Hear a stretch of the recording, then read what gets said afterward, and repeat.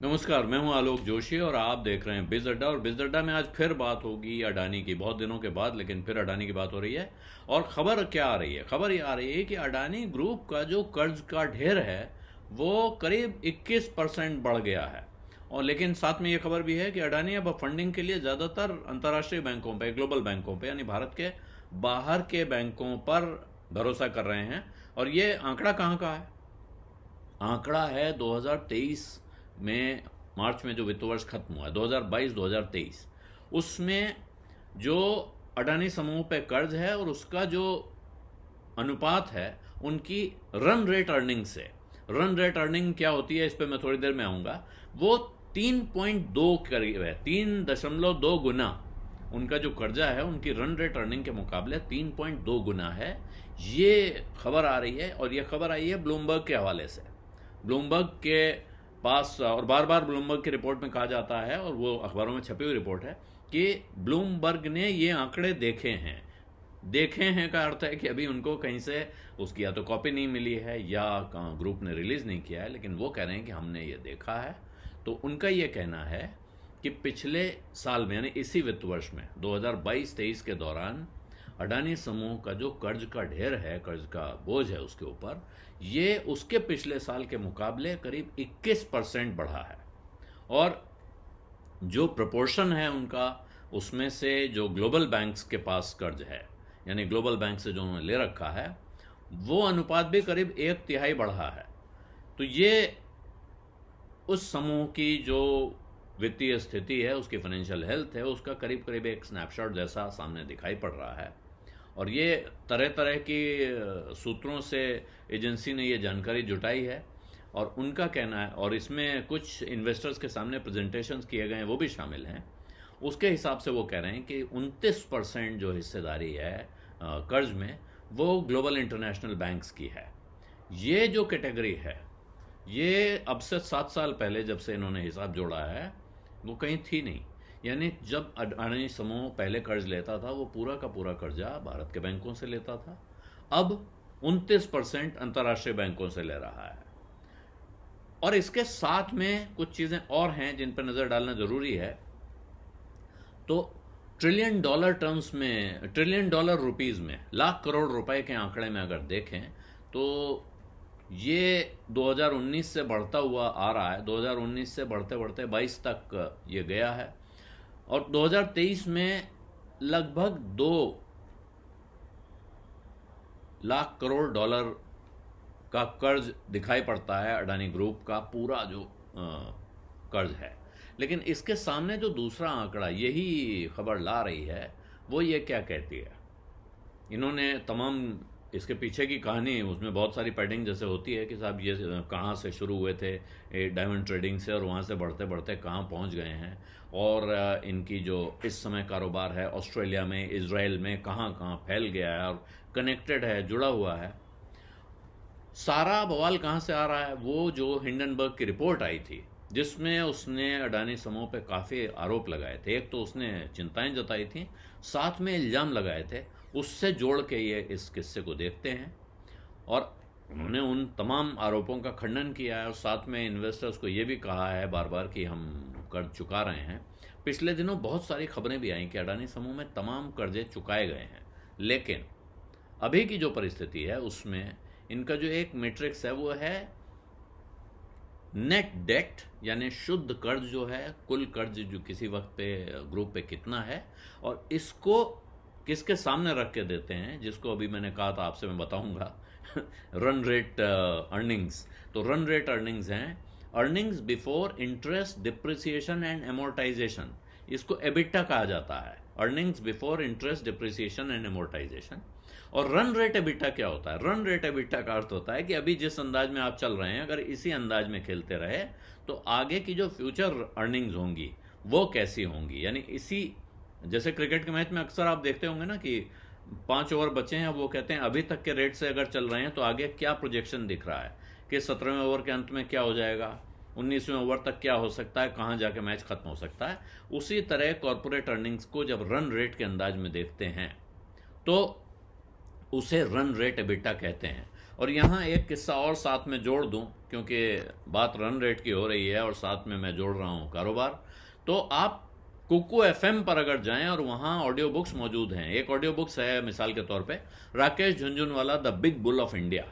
इस तरह की ऑडियो बुक्स के जरिए आप भारत के कारोबारी जगत से जुड़ी हुई कई दिलचस्प कहानियां सुन सकते हैं। यही नहीं, बिजनेस, स्टॉक मार्केट और इकोनॉमी से जुड़ी ऐसी कई ऑडियो बुक कुकू एफएम पर आपको मिल जाएंगी। कुकू एफएम के ऐप का एक फ़ायदा यह भी है कि आप ऑडियो बुक्स को ड्राइविंग करते हुए, घूमते फिरते कहीं भी सुन सकते हैं। अगर आप अभी कुकू एफएम को डाउनलोड करके सब्सक्राइब करेंगे तो बिज तक व्यूअर्स को पहले महीने के सब्सक्रिप्शन पे 50% की छूट भी मिलेगी, यानी 99 रुपए का सब्सक्रिप्शन मिलेगा 49 रुपए में। इस डिस्काउंट का फायदा उठाने के लिए आपको यूज करना होगा कोड BIZ50। तो आप अभी डाउनलोड कर लीजिए। डाउनलोड का लिंक आपको इसी वीडियो के डिस्क्रिप्शन बॉक्स में मिल जाएगा।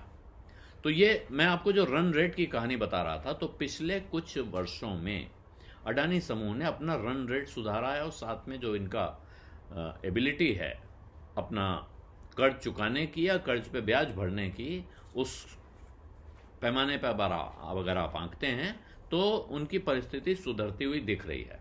और यही वजह है कि जो इनका ये रेशियो है ये अब 2022-23 में आता है 3.2 पर, 3.2 गुना। कहाँ से? जब पिछले सितंबर में जो रिपोर्ट आई थी वो कहती थी ये 2013 में 7.6 था। 2013 में जो रन रेट पर कमाई हो रही थी उसका 7.5 गुने से ज़्यादा कर्ज था इस ग्रुप पर।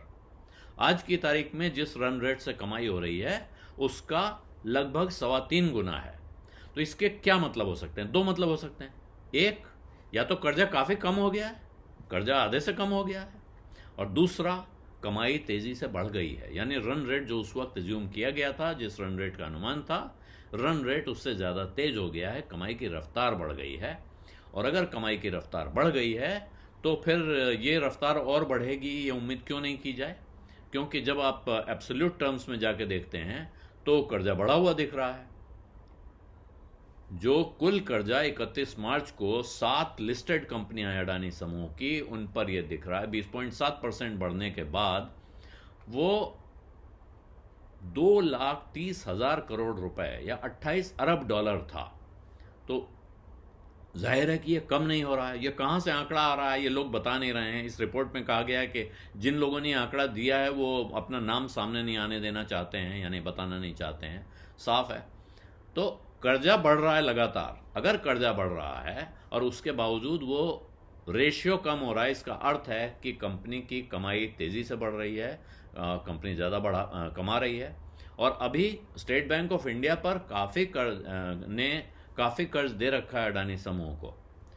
ये है 270 अरब डॉलर, यानी 27,000 करोड़ रुपए, 3.3 बिलियन डॉलर्स, 3.3 अरब डॉलर, जो 27,000 करोड़ रुपए होता है। ये फरवरी में उसके चेयरमैन ने खुद कहा था, वहाँ से आंकड़ा उठा के लाई है रिपोर्ट। और मूडीज़ ने भी ये चिंता जताई थी कि फंडिंग कॉस्ट बढ़ सकती है, क्योंकि अगर ये प्रेशर बढ़ता है तो फिर जो दूसरे कर्ज देने वाले होते हैं वो ज़्यादा ब्याज डिमांड करते हैं। प्रॉब्लम क्या होती है कर्ज के बढ़ने से? हिंडनबर्ग की रिपोर्ट से या उसके पहले क्रेडिट साइट्स की रिपोर्ट से जब चिंता जताई गई कि साहब कर्ज बहुत ज़्यादा है, कर्ज की चिंता होती है कि जो कर्ज के बोझ में दबा हुआ होता है उसको अगर और कर्ज की ज़रूरत पड़ जाए तो देने वाला देखता है, अरे भाई ये तो बहुत दबा हुआ है, इसके लिए भाव और लगाओ, कड़क करो, तो रेट बढ़ा के लेता है।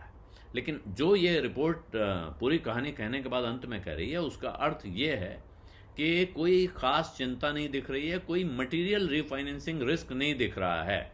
ये उनकी कंपनी के खुद के बयान को कोट कर रहा है ब्लूमबर्ग, कि क्योंकि हाल फिलहाल में कोई बड़ा रीपेमेंट ड्यू नहीं है, इसलिए इस वक्त कोई ऐसी चिंता करने की ज़रूरत नहीं है। और इसी दौरान आप अगर ये भी देखें कि क्या हुआ है, तो इस दौरान कंपनी के कारोबार में और कंपनी के एसेट्स में बहुत ज़बरदस्त उछाल आया है। 4 लाख करोड़ रुपए के एसेट्स हैं इस वक्त समूह के पास। 4 लाख करोड़ रुपए से थोड़ा कम, 4.25 लाख करोड़ मान लीजिए उसको लगभग, जो कि पिछले 5 सालों में लगभग 2 गुना हुआ है। तो आप कर्ज बढ़ रहा है, कमाई बढ़ रही है, एसेट्स बढ़ रहे हैं, इसमें अगर सब कुछ ठीक चलता है, यानी रन रेट जैसा है वैसा रहता है या इससे बेहतर होता है, तो फिर खास चिंता की बात दिखाई नहीं पड़ रही है। लेकिन फिर ये किस्सा क्यों कहा गया है ये समझना चाहिए। इतने बड़े व्यापार समूह जो होते हैं उनके बारे में छोटी छोटी जानकारियाँ भी ला के पब्लिक तक दी जाती हैं, ये परंपरा आप जानते हैं। और शायद यही वजह है कि ब्लूमबर्ग ने, और क्योंकि पिछले दिनों बहुत कंट्रोवर्सी इस किस्से को लेकर हुई है, ये चर्चा थी कि अडानी समूह कर्ज कम कर रहा है, लेकिन अगर इसमें भी कर्ज बढ़ा हुआ दिख रहा है तो शायद इसी वजह से ये खबर सामने लाना ज़रूरी पाया गया। अंत में एक बार फिर आपको याद दिलाऊं कि आप कुको एफएम पर जो राकेश झुनझुनवाला की किताब है, Rakesh Jhunjhunwala the big bull of India, यानी राकेश झुनझुनवाला की लिखी हुई नहीं, उन पर बनी हुई किताब, उसके जरिए आप भारत के कारोबारी जगत से जुड़ी बहुत सारी दिलचस्प कहानियां सुन सकते हैं। वहां आपको 50% की छूट भी है, जिसके लिए आपको यूज़ करना है कोड BIZ50। तो डाउनलोड करें, डाउनलोड करने में देर करेंगे तो आप कुछ जानकारियों से शायद महरूम रह सकते हैं। BIZ अड्डा में आज इतना ही, अब इजाज़त दीजिए। धन्यवाद, नमस्कार।